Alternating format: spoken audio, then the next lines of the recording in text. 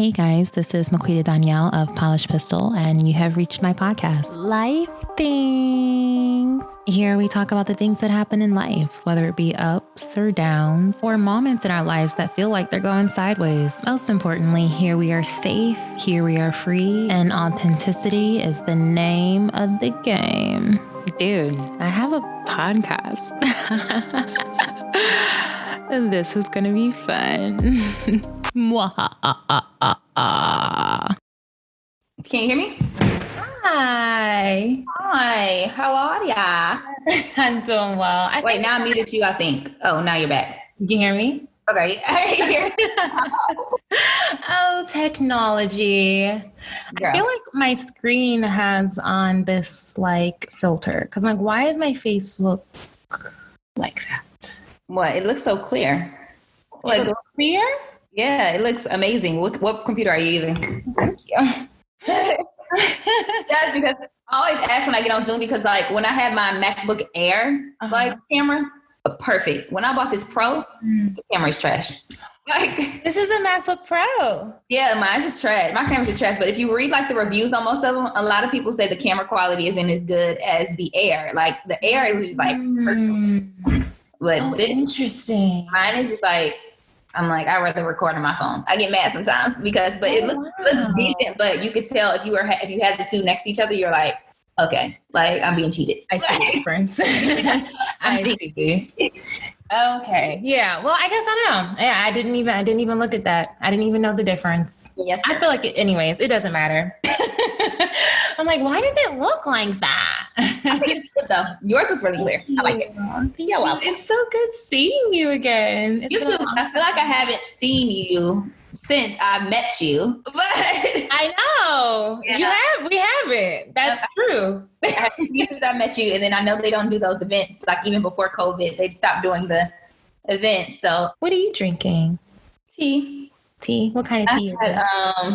This is lemon. I think lemon and honey. Yeah. I had to, girl. I impromptu went out with my friends yesterday.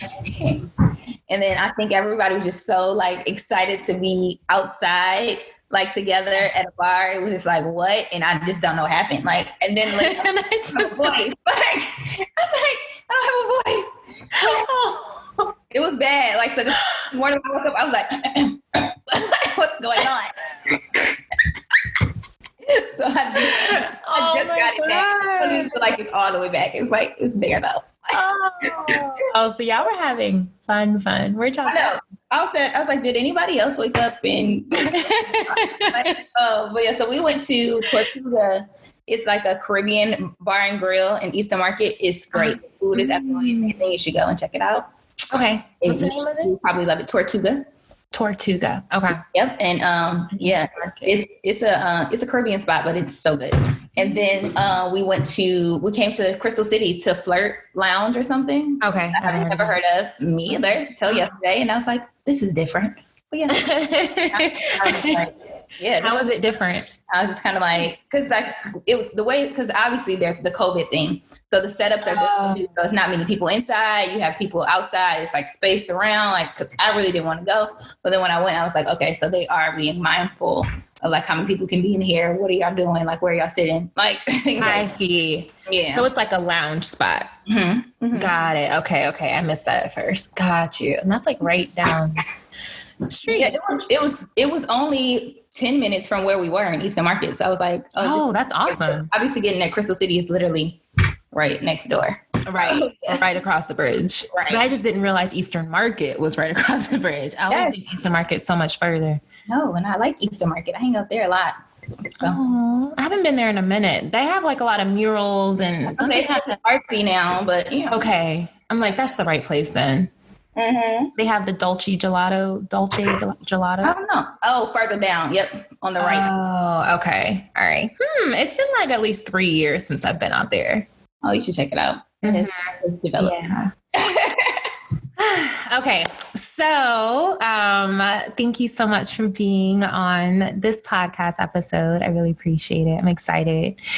One of the things that stood out, one of the reasons why I knew like when I was making my list of like, okay, these are the women that I want to talk to. And I had you on the list. Just took me forever to reach out. One of those reasons was because of how we first met. When I go into new environments, it's interesting. Like I used to be a huge extrovert. Now I'm in between. And so I'm kind of like, I observe. And I think in that time in my life too, I even maybe drew near people that were quiet. You know what I mean? Yeah. Yeah.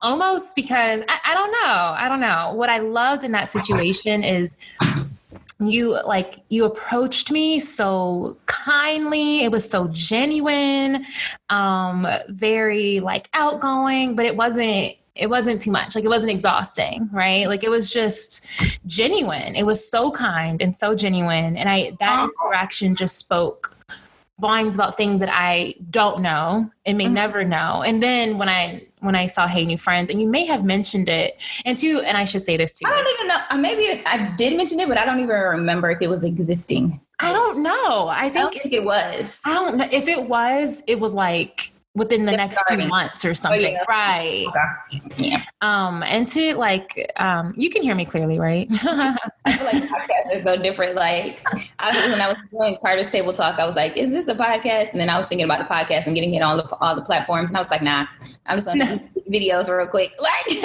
I feel you. It's the editing process that I just be like. That you don't like? Hate.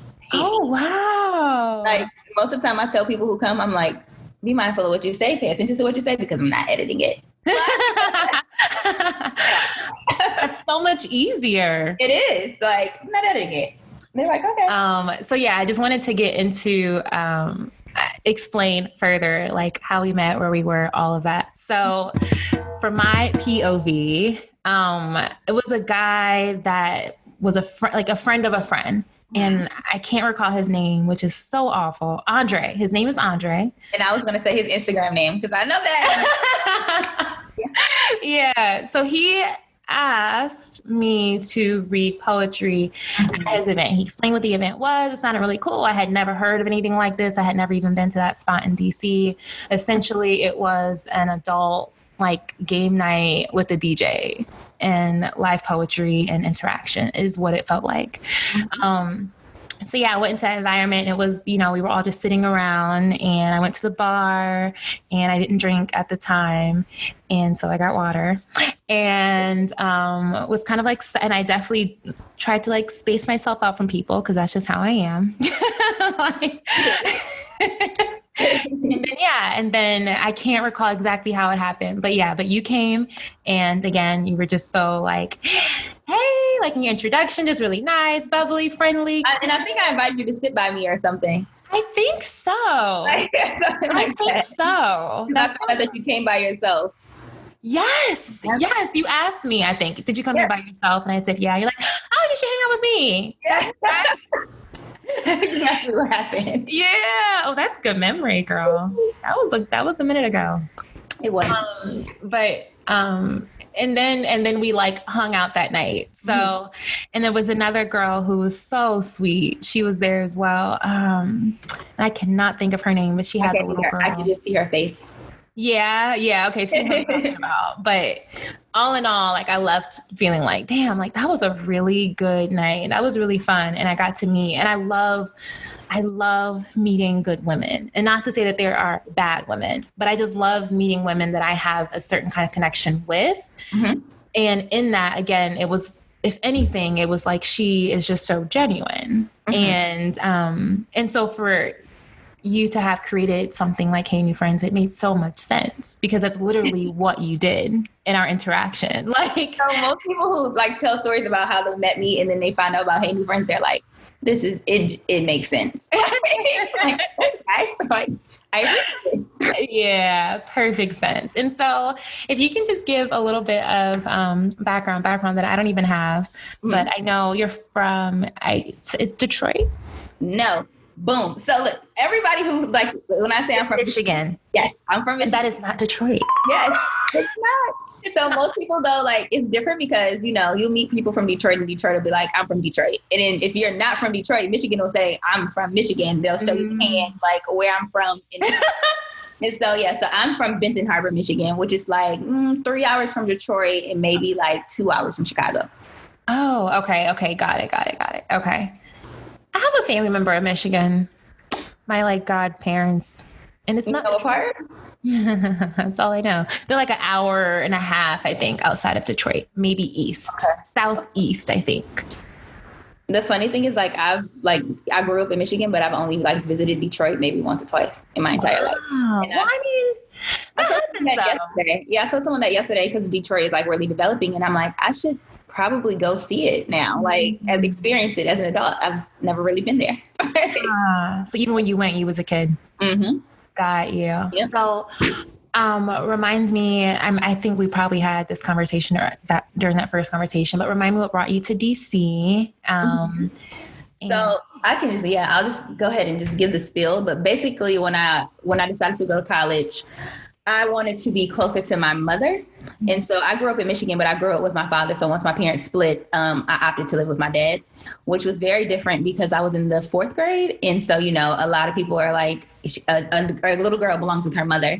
And so my mother, like, she made the sacrifice because I spent the summer with my mother. I did spend a year there when they decided to divorce and she moved to Virginia outside of Richmond.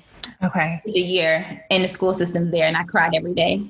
And so my mother was so heartbroken that I was so sad about being there that I remember she said, I really don't want to let you go, but I don't want you to hate me and I want you to be happy, and so I'm going to let you go live with your dad. And I didn't think she was serious, but I remember her putting me on the plane and I was just crying because she was crying like hysterically. Yeah. And so the promise was that when I went to high school that I was going to go back and live with my mom. But then, of course, I got to high school, like it was time to go to high school, and I already had my foundation, my community, and my friends. And I was like, I don't want to go. Like, I still don't want to go. And I think I could tell that she was still like, a little disappointed, but she understood. And so I always tell people, like, even though I didn't grow up with my mother directly in my house, she didn't miss a moment. And so she would like fly and surprise me at the skating rink or any place that I was at. She would pop up. And I remember one day I was skating with my friends, I was like maybe in the 6th grade. And I looked over and I was like, oh, that's my mom. And I was skating. I was like, oh, it's my mom. Like, so she would just like pop up like that. And then so when I went to college, I started looking at schools in state. And then I was like, I promised my mother that I was going to move like closer to her in high school. And I didn't. So I vowed that for college, I would come closer. So she, like I said, she lived outside of Richmond. And so I was like, not going to BCU because then I'll be in her backyard. But I was like, but I'm going to go close enough so she can get to me like if she needs to get to me within 2 hours, which is how I ended up at Old Dominion. And I went to ODU. And so we must have talked about that. That we both went to ODU? I don't think we did. Did we? I don't know. That's crazy. Okay. But yeah, that's how I ended up at Old Dominion. And so when I met people at ODU, they were like, you're from Michigan? Like, how did you find ODU? And I had to tell them the story. Like, true. That's a good question. Like, it's like, how did you find ODU? All the schools you came to ODU. Like, but I loved ODU. Like, I had a great experience there. Like, I'm glad I chose the school. It was different. Like, it was a culture shock for me. Just coming from the Midwest to the East Coast, it was different, but I loved it. It was different for you. I think that like I used to tell when I first went to college, it's so interesting. When I first went to college, I started being exposed to things like hookah, for example. Mm-hmm. When I first saw hookah my freshman year, like people sitting outside in a circle, I called my mom and was like, they're doing drugs like in public. like they're doing drugs outside. They're just sitting outside like with a pipe. Like I didn't know they are totally doing drugs, Mom. Yeah, I was just like, Crystal, take a picture. I took a picture. She's like, it's hookah. Like I had never heard of. Like, well, what is that? Like, so I was just like, this is different. And then then I started to learn about the different parts of Virginia. Like, and it's like, no, this is Southern Virginia. No, this is Northern Virginia. Oh my gosh, it's a difference. What? Yeah, it is a difference. And I could tell because like the girls would click up and then, you would know the Northern Virginia girls. And then it would be the PG County girls that were in Maryland. And then it was like, and I was like, this is too much. So true. It was too much. And I remember telling my mom, she was like, well, how do you know? I said, well, all of the PG County girls walk around with Michael Kors purses and things like that. And so I knew nothing about designers. So where I grew up, it's a small town. And so a lot of people they travel to get the latest or whatever, but I really wasn't into that. So when I got to college and I saw people with Michael Kors, I'm like, what is that? I hadn't even heard of Nordstrom. When I went to Nordstrom, I said, wow, it was just so different for me. Even when I went to my first 5-star restaurant, it was when I moved up here, and I was just I had never even been exposed to things like that. And then I was just why do people spend all this money on these restaurants? But I kept telling myself, I was well, I want to experience a 5-star restaurant. And then when I finally did, when I told people it was my first time, people did it a lot already here. And I was wow, it's different. It was a different level of luxury that I just wasn't exposed to coming from a high poverty town. And so it was kind of it was eye-opening. That's so interesting. Yeah. So, okay. All right. So that's how, okay, got it. So now I know how you got to Virginia and what that culture shock was like. That's a big difference. Yeah. And then after I graduated Old Dominion, I wanted to go back to Michigan. I was going to go back to Michigan, apply to jobs there. Cause I was it's home. What do you do after college? You go home. I guess. And so I was going to go home, but then my sister and I reconnected in a sense. So I have a big sister who is probably 36, probably wrong, 36. Anyway, we reconnected and she lived in Waldorf, Maryland. And so she invited me to live with her. And she was this is the perfect time for us to get to know each other. And, we can build a bond, because I remember when I was little, because we have different mothers and the same father. And so I remember when I was little, every year for Christmas, I used to be I just want my sister, because I knew I had a big sister, but we didn't have that relationship because of, you know how sometimes custody battles and things can be. So we didn't grow up with each other. And so when she invited me to live with her, I was this is perfect. And she's it's close to DC. At the time I thought so too, but then I'm Waldorf is not close to nothing. Girl. Neverland, for one. I'm not close to DC. People try to get you with that all the time. Yes. Someone right outside of DC. Yes. She was I feel you would really like DC, da-da-da. And I'm thinking oh, I'm going to move to DC. I'm telling people I'm moving to DC. I'm moving to Waldorf, and it was fine. And so I moved with my sister, and I decided I was going to go to grad school at George Mason. And so I started going to grad school here. And then I was you know what? I think I really like it here. And then at the time her husband got stationed to Norfolk. And she was oh, wow. Well, do you want to come back and live in Norfolk again and go to Norfolk State or ODU? And I was I'm not going back down there. So then I just got on Craigslist and randomly found a roommate who happened to have to have an opening, and the only thing I hate is that she had a black cat. I was terrified of cats, but I needed a place to stay and I needed to be able to afford it. And so I moved in with her, and then it all worked out. And so after that, I moved into my own space, and I was I'm staying.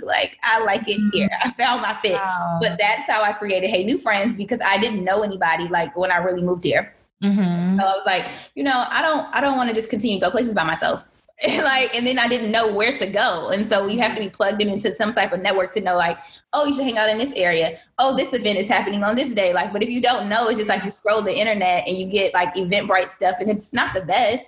Right. I'm I want to know the good food places. I want to know the holes in the wall. I need a hairstylist. That was very big. I could not find anybody to do my hair for the longest. And I was that is struggle. That is not fun looking for a hairstylist. It's not. And then when I did find someone, I was oh, y'all this is what y'all be paying out here? Girl. And then that's a whole nother thing. Yes. I said, I remember I wanted some box braids, and the girl was $180. And I'm I can pay $50 and get braids in Michigan. The braids that I like are in Michigan for a lot. Yes. And I was kind of wow. And then I just had to get used to that. And I was just things are so expensive here, super expensive. And then people are well, you can make good money. And I'm yeah, but not really. To you, it's making good money, because if I was making this and living in Michigan, you'd be oh, you balling. Right. You make it here, you'd be oh, girl, you got to keep going. You need to ask for more. You're not, you need to ask for more. You're making ends meet. You're barely making it. And I'm because so my dad couldn't understand that at first. And I was no, Dad, when I first got my first job out of college, he was oh, I think it was 45,000. I think it was 45,000. He was that is good. And I was I thought so too, until I really had to move on my own. And I was rent can be like $1,200, $1,300 and up. And I'm just like, this is nothing. Like, yeah. So it was just different. But yes, that is how I ended up in the DMV. Got it. This morning, a lot of my morning and time this summer has been like truly focusing on self-care. Self-care is something that's thrown out a lot more these days because of COVID and then because of, all the social injustice and what that does, like as an African American in this country, it can be heavy. And so self-care is definitely something that's in conversations now. But I definitely will say that it's something I've been like bad at. I would prioritize jobs and things like that over, and it was often expected of me. Put that out there. Like if you said something like, oh, well, self-care, they're like, I mean, you can self-care in your 40s when you've earned it. Like, I think, but I love that you said that because I think self-care is something I'm just learning how to do. And so I don't think it's something that we like grow up learning. Life Things with Maquita Donyel will be right back after this commercial break. Paint and Poetic Prose is live now. Paint and Poetic Prose is live. Paint and Poetic Prose is live. Okay, so to be fair, we've always been live. We've always offered live sessions and y'all have been booking them. However, we are now also offering in-person live sessions. We have certain parameters put in place that are outlined on our website to ensure that both you and we are kept safe. We are available to see y'all in person. Also, we got some new stuff. It's new things popping. New things popping. New things popping. New things popping. So, number one, another new thing that we have on the website and that we now have available at Paint and Poetic Prose are paint and poetry sets that you can do on your own time. You do not have to be a part of a session, a scheduled session. You can simply order a box, have it shipped to your home. It is not live, it is pre-recorded, and that way you have the flexibility to do it whenever it works out for you. Number two, and you can now subscribe to Paint and Poetic Prose. If you subscribe, you receive a discounted rate. You receive free shipping. Every box is different. Every poetry piece is different. Every paint instruction is different. We've also started adding various Black-owned self-care products to our boxes. Did you know that? Well, now you know that. And you can sign up to receive either a box a month or you can choose to receive it seasonally. That's 4 times a year. You can also choose to receive it every other month. So that would be for 6 months out of the year. All of that information is available on paintandpoeticprose.com. The link is in the description of this podcast. Now, if you don't know what Paint and Poetic Prose is by now, I will go ahead and give you a little brief introduction, followed by some reviews. And this moment right now, wherever you are, pull over, take a moment, write it down, put into your Safari or your Google Chrome browser, paintandpoeticprose.com. We're also on the Instagram at Paint and Poetic Prose. Yeah. Amongst all of the unfortunate times that we're experiencing in this country and in the world right now, me and my best friend decided to come together and join forces under Paint and Poetic Prose. Paint and Prose? Isn't that like a paint and sip? Yeah, but better. Paint and Poetic Prose is the virtual something different that you've been looking for. We bring a open mic-like experience and a paint and sip-like experience. We bring them together and we bring them online so that you can choose to either join a general class and meet new people, a private session with just you and your closest friends and or family locally or around the country. And we are now offering in-person sessions again. All attendees will receive personalized packages delivered directly to their door and or whatever the address it is that they provide. If you are hosting your own birthday event, you no longer have to worry about party favors, entertainment, any sort of cleanup. Nope. Just bring your own cake. We're the entertainment. We're there to interact with your guests. And also with their personalized packages, it's like they're receiving a favor from you directly. We also do other holidays, work events. If you are missing happy hour with your coworkers and friends, this is the place to book something different. On Zoom, we all meet in the same room and have an experience, a virtual, unique, relaxing, calming, and authentic, most importantly, an authentic experience together. Janelle Jordan, the professional visual artist, truly one of the most talented and beautiful artists I know, will walk you through a very unique art piece that's simple enough for people like me, the non-visual artist, to grasp, but also leave with feeling like we made something that's unique and special to us, because she teaches you how to kind of add your own flair to it. We're painting on wood, we're painting with alcohol, and I have the pleasure of delivering the correlated poetic pieces while also moderating the associated discussions.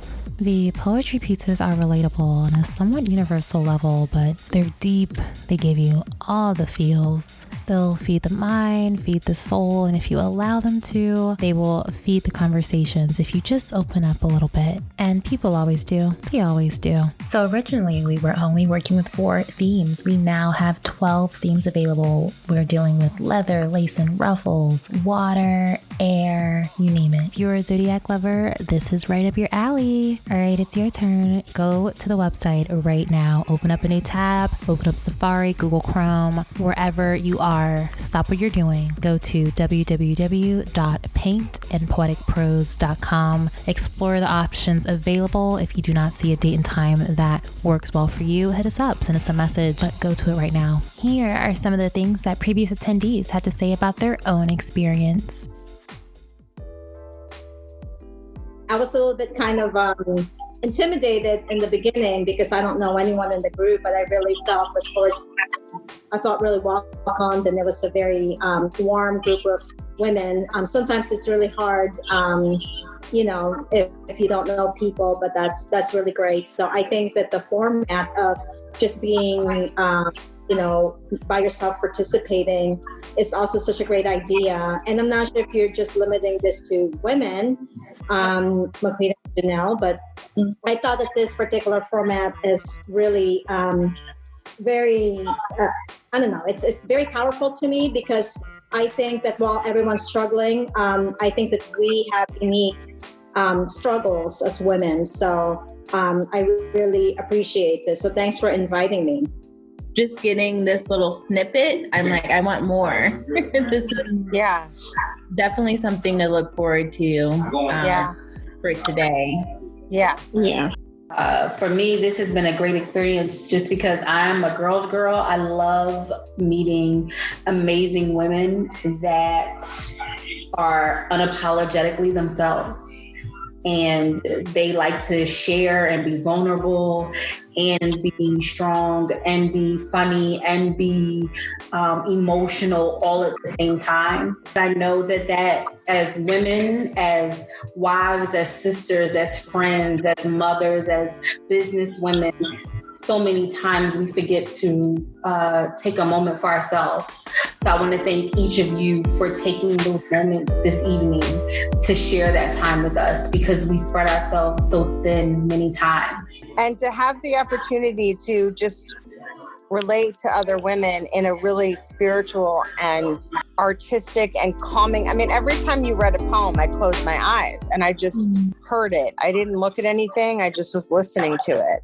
And every time Janelle painted something, I was eyeing it. So it's like this really interesting juxtaposition between all of the senses of listening to something and taking it in without seeing anything, creating your own photograph in your mind, and then opening your eyes and creating something that's actual tangible art. I think you guys are onto something that people are going to need more and more. Please.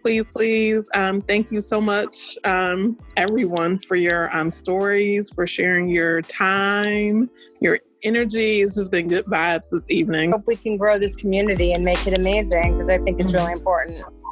We are all trying to get it together, honey. We are all trying to get it together. Yeah. We are doing the best we can. The website again is www.paintandpoeticprose.com. We can't wait to meet you.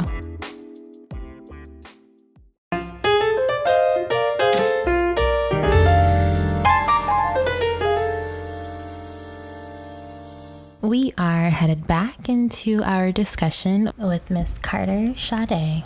Unless your mother does it or something, but I didn't. So I just saw my parents work all the time. So to me, like when I got my first job at 15, like, I mean, I guess self-care was getting my nails done, but you know, the nail shop, you go in and it's super quick and you're done. And so what, 30 minutes? Is that all I need for my self-care? Right. The frequency of it was, if it is introduced, like I feel you, like as a kid, it was definitely introduced to me. Like my mom did a good job about taking care of herself, but the frequency of it and what that looked like is something different than what I'm learning as an adult that I need. Yeah. Yeah. And so even like this morning, it was like, definitely focusing on that and prioritizing that, taking things one moment at a time. And then it was interesting too, because like when I got that message from you, I was just like, it was so beautiful to be able to be like you first, like, you know, like when you said, I was like, oh, that was sweet. When you was like, take that time. I was like, yes. And I was like, I'll take a shower.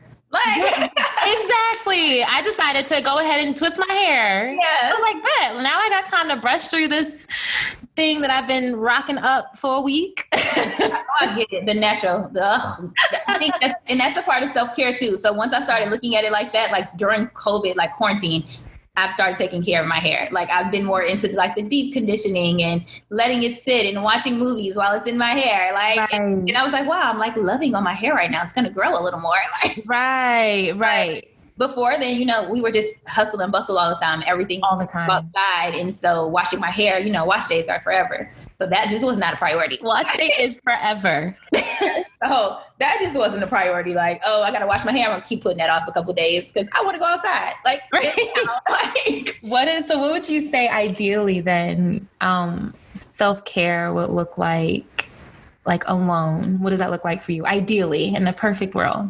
Well, like even right now, like I said, I feel like quarantine has kind of made it perfect. So every morning I'm up. Usually I am up. My body just wakes up at 5 o'clock in the morning.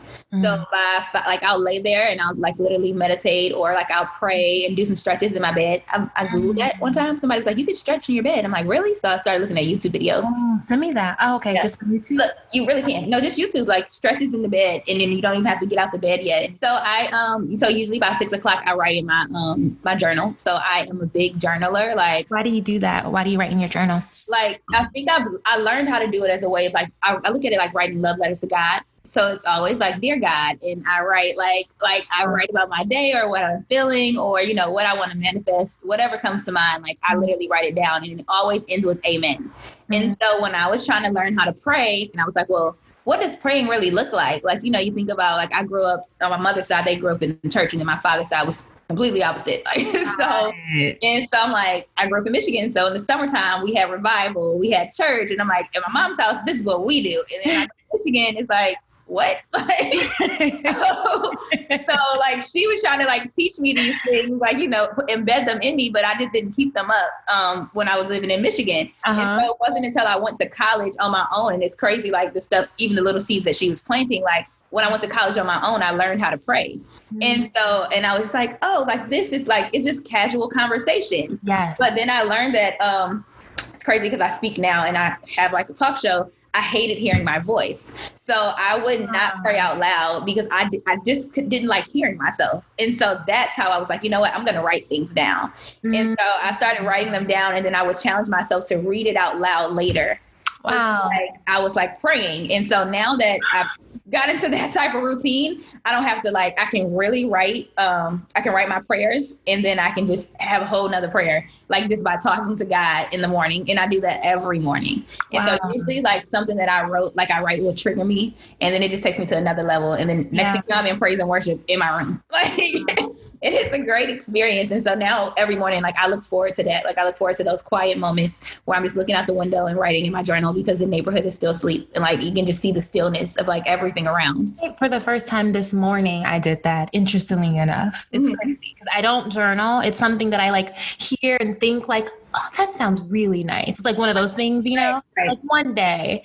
And this morning and really truly like in this stage of my own life, really having to ground myself every day in God and myself so that I'm not too much in my head and I'm more in my heart and my soul and my spirit.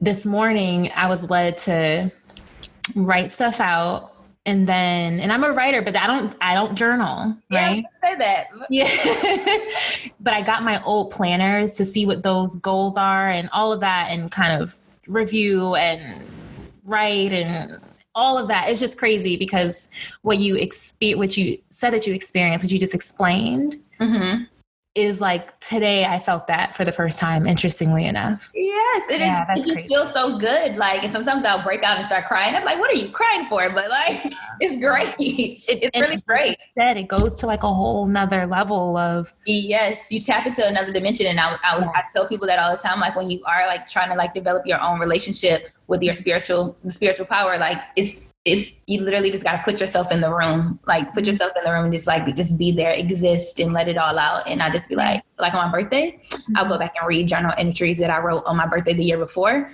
just to see like if there was like growth or where I was that year, like what was my thinking? Because on my birthday, sometimes I'll write about the entire year, like how I felt. And so I'll go back and read like, dang, like what did I feel like at this age? Like on my birthday. Wow. And so, yeah, it's kind of cool to see the growth or to see where you're still struggling, like those areas where you're like, why am I still repeating this cycle? Like, why am I still repeating this lesson? Like, I thought I learned this already. Like, this is so purposeful. So that's why I'm just going to continue to talk on this topic for a minute, because even still, listen to this, even still, when we took the extra time to like take care of ourselves, I decided to play a sermon. I was led to listen to something about Jericho from the church I go to. I found something from 2010 that I never heard. In that, she talked about writing things down. Prior to then, I was led to ask a friend to write things down. For her in the sermon, it was a lot of remembering the promises that God has already answered. One way to do that is to write them down. Otherwise, we usually forget them. You do. Yep. Why wouldn't you go back and read to see what God has done for you in your life? You do. And it's just like with me, like even when I got off into blogging, I don't blog anymore, but I would tell people like my blog, it was called Unashamed, This Is Me. And it was literally. I remember that. Yes. And it was literally like, it was empowering for me. And people would write me all the time, like, this is really good. This is really good. And I'm like, guys, I am encouraging myself. Little do you know, but then I turn it like, we should be doing this and this, we should feel this way. Like it was just really uplifting. But now when I go back and read that stuff, like if I have mind, like, because we have mind control, but if I hear my thoughts like getting louder and they're negative, I go back and I read old blogs and I used to tell people about their thoughts and things like that. And I'm just like, why did you not remember that in that moment when you were doing that to yourself? Like, you know, and so I'm just like, sometimes I think that you should read your work for one, because it's healing. And like, ultimately, like, you know, you were healing yourself, but you're healing others, but you were healing yourself. Do you have any journal recommendations? It's so crazy because this girl, she's like, you should start your own journal line. I was like, that's a thing, huh?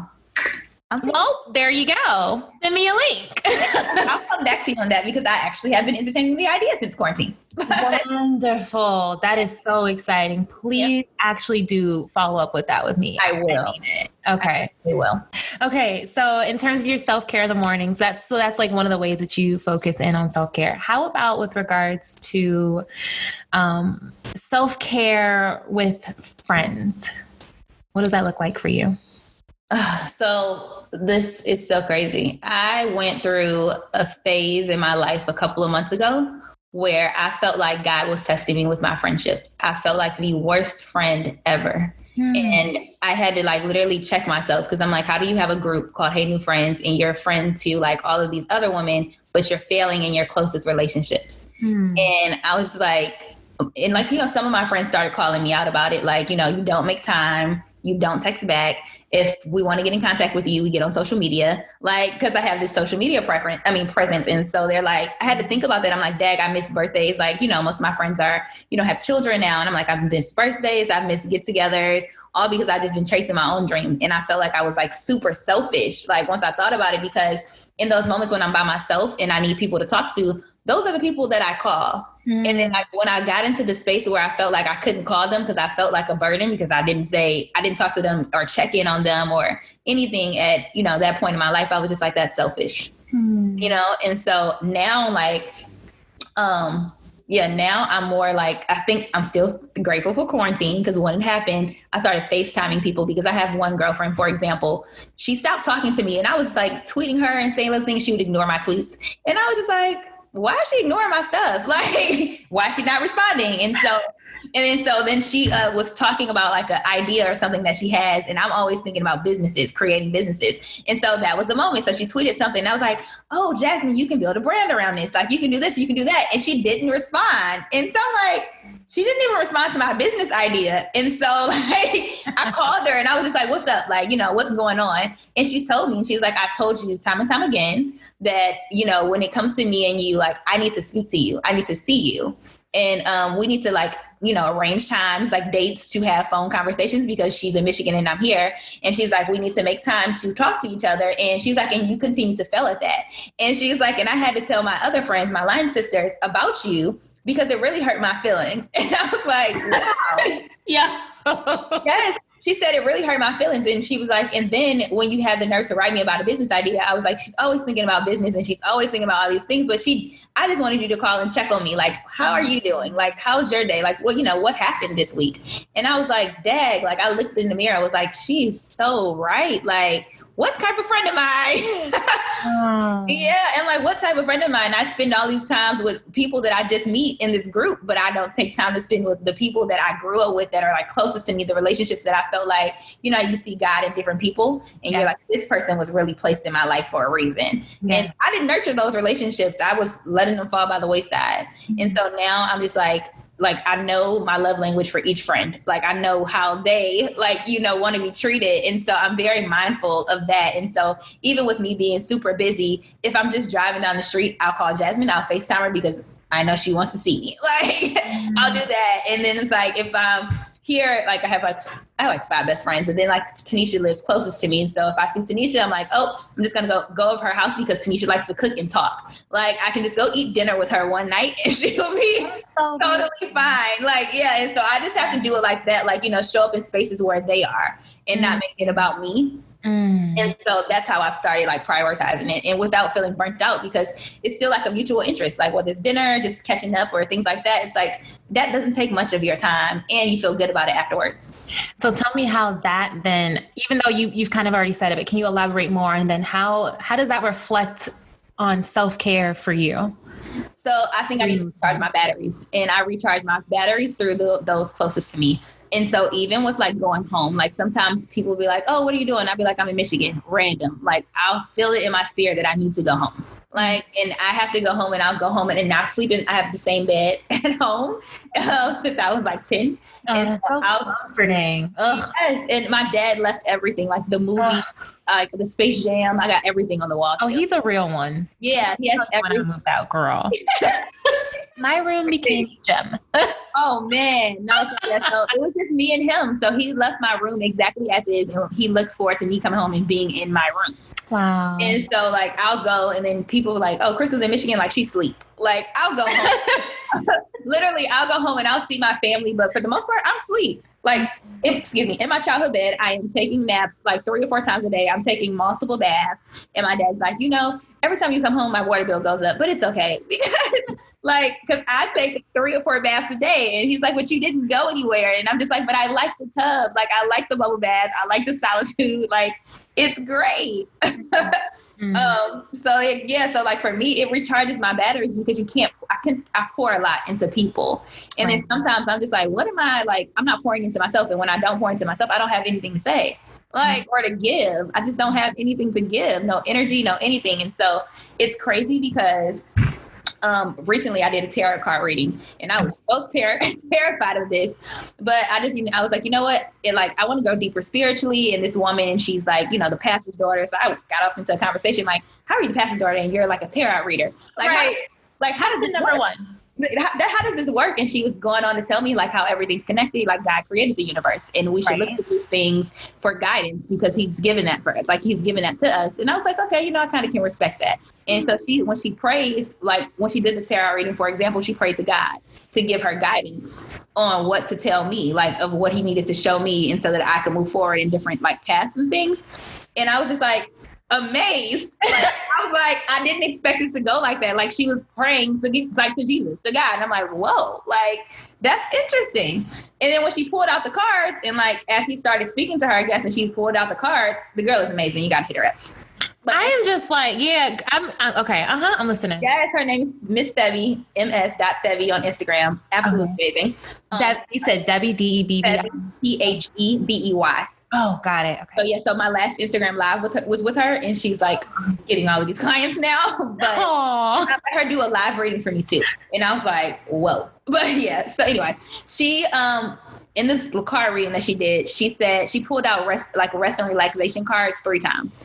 Well, what is it? They were like rest and relaxation cards. Like, as she was going through her deck, like I got that card 3 times, and she was like, you need to rest. And she was like, God is saying that you need to rest. There's an idea, there's an opportunity that's coming up, and is there something that he's trying to tell you about a plan, and he can't even tell you because you don't even sleep. And I was like, interesting, because I always tell people God speaks to me in my dreams. That's how he speaks to me. I get my visions, like everything that I've done so far. And when she said that, like, he can't tell you because you don't sleep, I was like, whoa, like, this is real. Because I don't even tell people that, really that he talks to me in my dreams. And so like this for the last 2 weeks, I have been prioritizing just like being still, like saying no, like, because even though the world has opened up, so a lot of people are still going back outside, and I'm just kind of like, it's not the season for me. And then like recently I lost my job. So, and so when I did this reading, and she was like, I didn't even tell her that. And she was just like, you're going to have loss by like July 5th, but it's okay, because if you get your rest and relaxation, like something else is going to be revealed to you. And I was like, that's crazy, because I lost my job like today. As I was talking to her, and she was just like, wow. I was like, yeah, my position was eliminated. And she's like, and you're so calm about it. And I was like, because I have a real peace behind it. I'm just like, it's okay. Like, I don't know what's next, but I know it's not HR. It's not like, I've never felt like I was called to be the corporate America 9-to-5 woman. Like, I respect it, but it was not for me. Like, I went to school, I got the degrees, I made it happen, but it was just not for me. Like, I'm too much of a free flowing spirit to be locked away in like a little jail cell. And that's kind of how I felt in my last job. Yeah. And so you were free from it, low key, like high key. You were free from it. Yeah. So like when they announced, they were like, we're so sad to have to tell you this, we're going to help you find another job, but we have to eliminate your position. And I was just like, it's okay.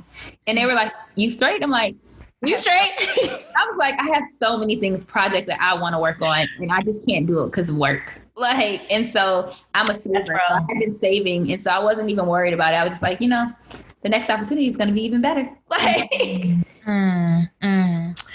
So I think I just want to speak on that too. So like when it comes to, it reminded me of another thing that you said during our first interaction. It had something to do with like, we didn't use the word vibe, but I think you used the word spirit. Like I can feel people's spirit. I can tell when it's not a good situation, or like, okay, I'm not messing with that. And, right. Or the opposite, right? Like you're drawn to that discernment. Exactly. Discernment. That was in our very first conversation. I think that when it comes to things like tarot card reading and anything else, equally churches, preachers, anything you're listening to, reading, I think that all has to go through a filter of discernment. So even like with what you're saying, there's some credibility behind it just because of our interactions thus far and the things that you're saying. And then you have to apply your own discernment to it. Yep. So I recognize that God is big, and we as humans try to find ways to make sense of him all the time by putting him in various boxes. And so with you saying that, it's like, okay, because I do 100% believe that like, okay, the universe is something that we don't know a lot. Okay. Like we don't.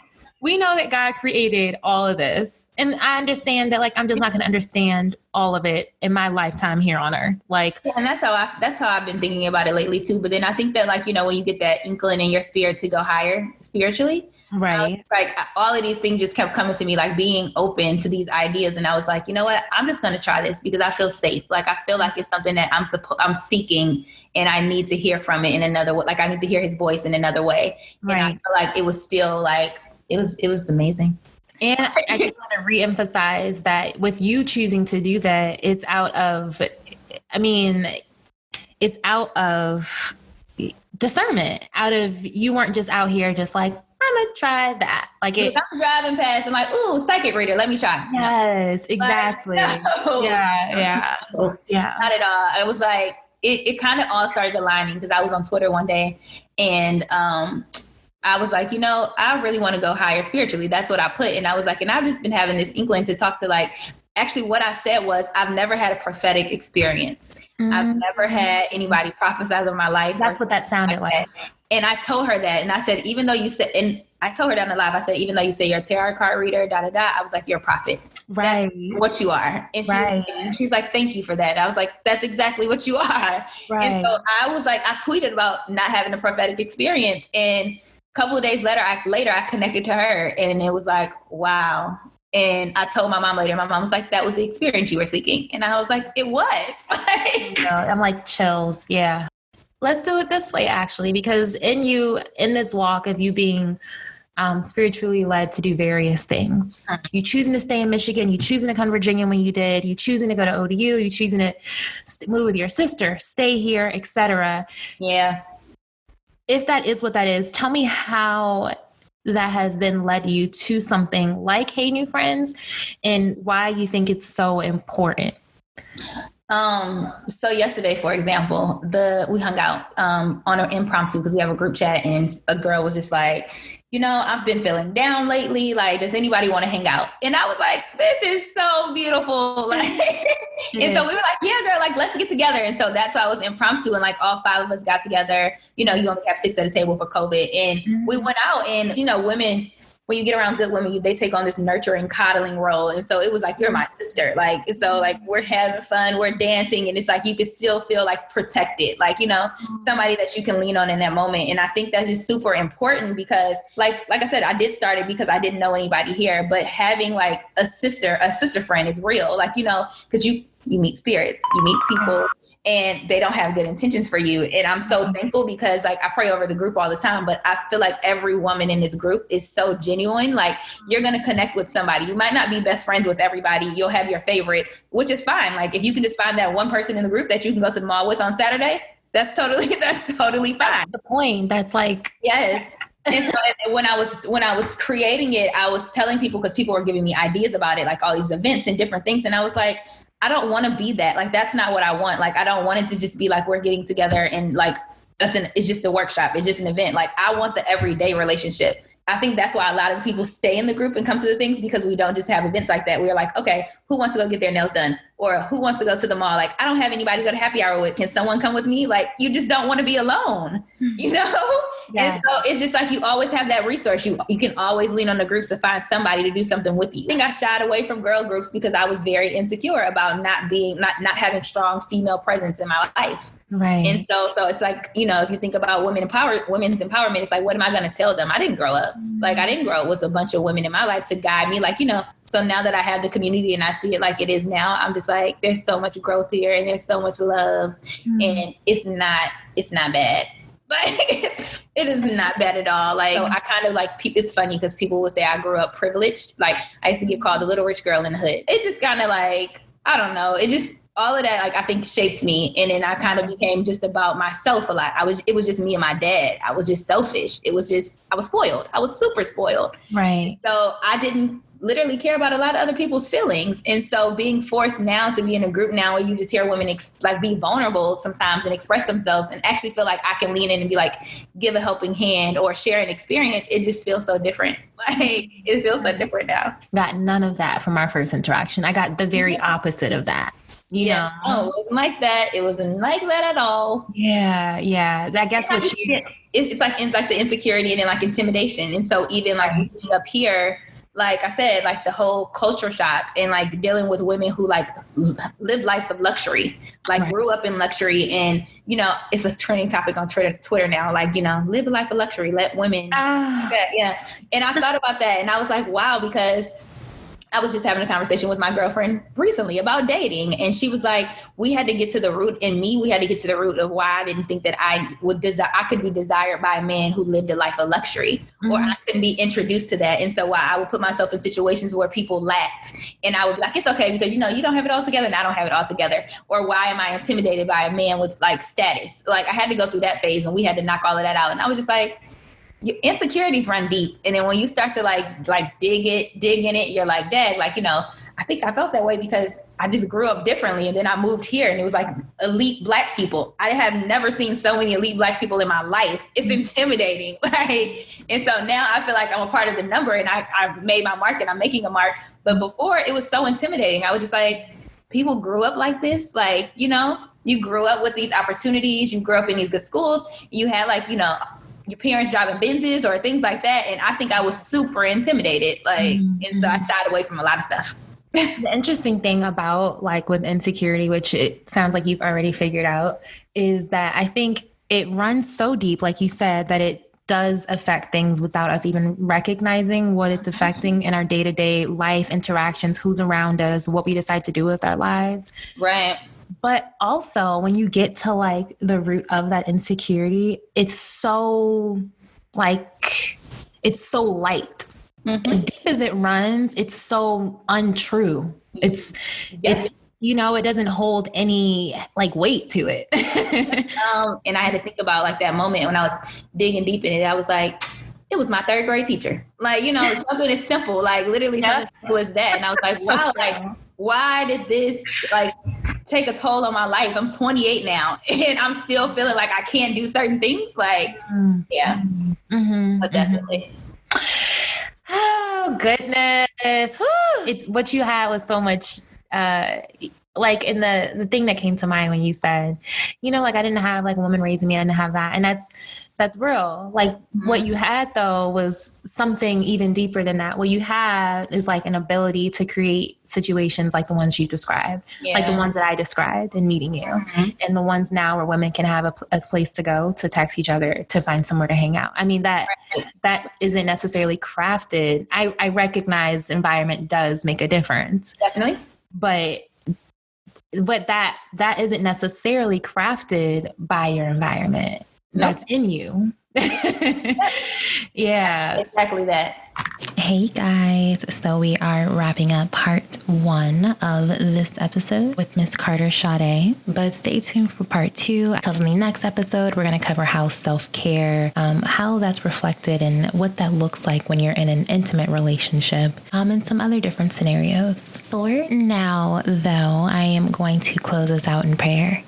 Heavenly Father, I thank you so much for bringing us all here intentionally right here in this moment, in this minute together, dear God. I pray over the souls and spirits of those that are listening, that they are brought further into light, that they are easily able to escape and remove themselves from anything that is keeping them from operating as the person that you intended for them to be on this earth and long after. I ask that you forgive those that are causing harm unintentionally, and that you encourage those that are fighting through it.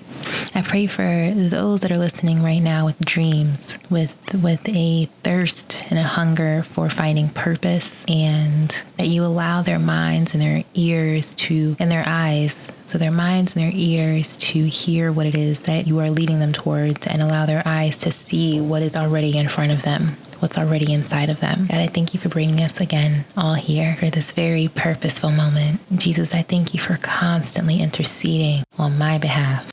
In Jesus' name, amen. Well, that was part 1. Thank you to Miss Carter Sade in joining me on the Life Things podcast with Maquita Donyel. And in the meantime, check out her HeyNewFriends Instagram account and all of the wonderful things that she's doing with that to bring women together. Life Things with Maquita Donyel the podcast was actually listed as a top, let me pull up the exact title so I don't mess it up. All right, top 10 single mom podcasts you must follow in 2020. So share with your friends. I'm just saying. And that's on FeedSpot. I'll put a link in the description as well. Thank you, FeedSpot. Because when it's real and when it's authentic and when you're happy with what you're putting out there and it's rooted in your purpose, it's bound to connect with those that need to connect with it. And I'm grateful for the opportunity to create and connect with you. This is Life Things with Maquita Donyel of Polished Pistol. You can follow me on social media at Maquita Donyel. That's on Instagram, Facebook, etc. You can follow future blog posts and check out the old blog post on polishedpistol.com. And I'll see you on the next episode. Bye.